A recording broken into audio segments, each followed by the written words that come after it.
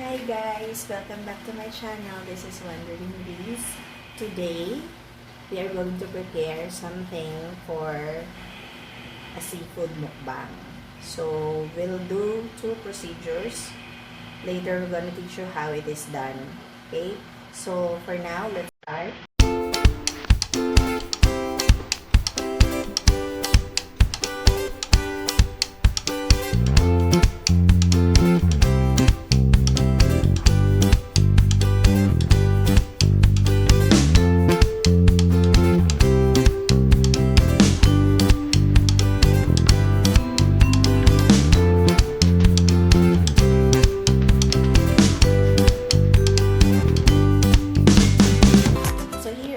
Our ingredients.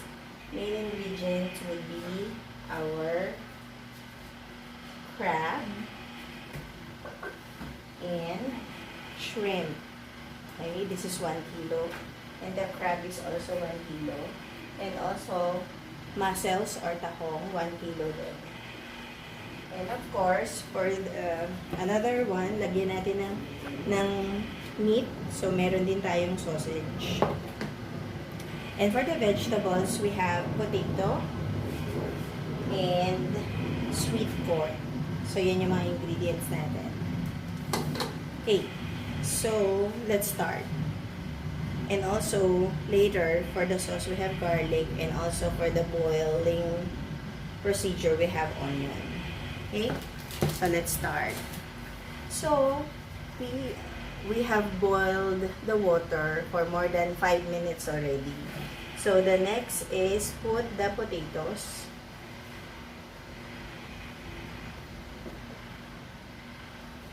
So, let it boil for 5 minutes. 5 minutes later. So, we'll be adding the corn.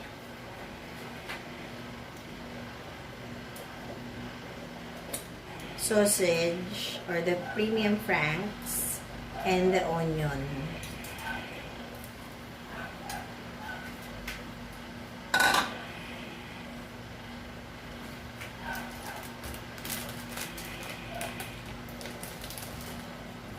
Also, let's add the seasoning.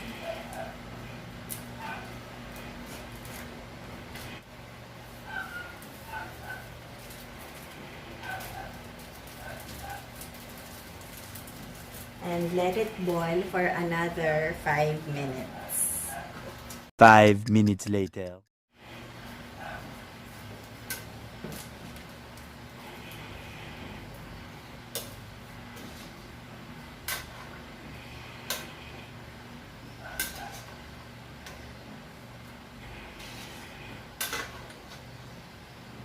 So guys, as you can see, inuna natin ilagay ang mga vegetables dahil mas matagal siya maluto compared sa mga seafood. Seafood, mabilis lang maluto yan. So, let's wait for another 5 minutes to add the main ingredients. 5 minutes later. Hi guys, so it's about time to put the main ingredients. Let's put the crab.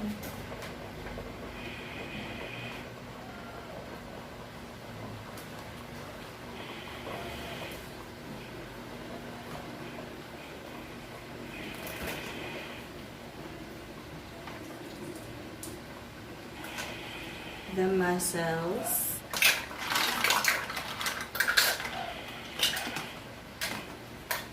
and of course, the prawns. In Filipino, these are sugpo. The black ones. Actually, ito yung pinakamalaki at masarap. Sugpo in Filipino, and of course, prawns. So, let it boil for another 15 to 20 minutes. Hi guys, eto na. Tingnan na natin. So, eto na siya. It's boiling. So, pwede na itong maluto in a few minutes. All good na yan. So, ayan na siya. Looks yum. So, welcome back. So, now, we'll make the sauce.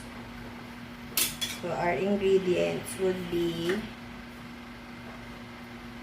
butter, garlic. So, the more garlic, the better.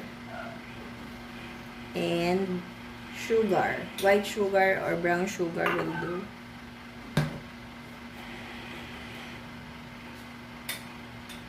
So, let's start.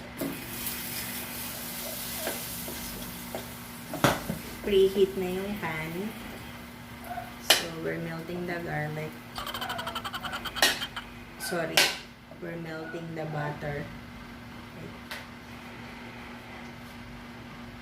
Not yet. Let's still wait until it's melted.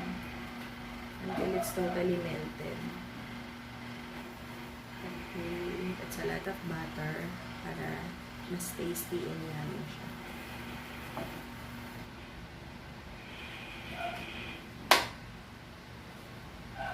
We're adding the garlic.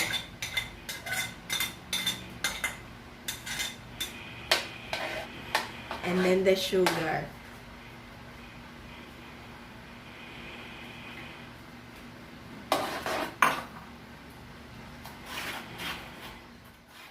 So guys, nakita nyo na how to prepare seafood mukbang and how to make buttered garlic sauce. So very simple. That's about it. So later, titikman na natin yung pinrepare natin na seafood mukbang. And I hope you learned something from this video. If you like the video, please subscribe and click the bell button so you'll get easily notified whenever a new video has been created. And don't forget to leave your comments down below if you would want me to create a new video on topics that you are very much interested about. So guys, bye for now. Until our next video. God bless.